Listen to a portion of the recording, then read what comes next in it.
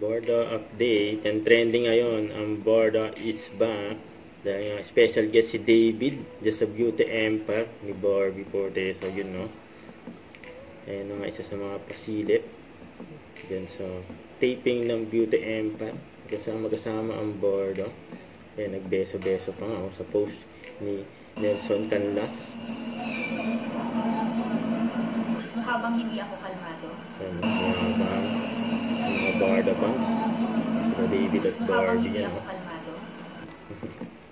In-interview din sila ni Nelson Canlas na pinakita sa 24 oras. Kasama rin si Kailin, syempre. Ayan, abangan yan. Ang eksena ni Barbie at David sa Beauty Empire. Pagpasok niya. Overwhelming. Ito yung interview kay Barbie. Bukod sa mataas yung engagements namin online, number 1 din kami sa view. Pinapanood din talaga kami ng mga tao sa GMA sa gabi. Kaya siguro yun ang hindi ko inaasahan na talagang napakaganda ng reception ng mga tao. Plot ba to? Hindi. Or surprise? About sa pagpasok ni David. Surprise. Ay, may surprise! Hindi na surprise kasi na-interview ko na. Ano ba yan? Surprise ka ba? Super. Talaga? Hindi, joke lang. Ayan. Then, napag-usapan na namin to, syempre.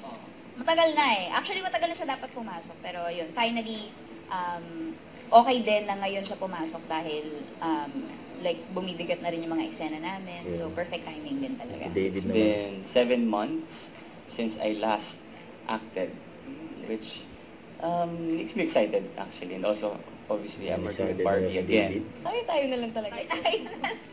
About gala. Malay nyo after. May date ka daw ba? Wala ho. Wala.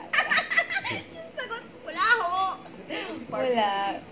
Game? Tayo na nga lang dalawa.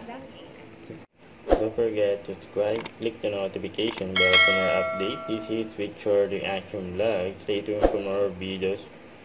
See ya.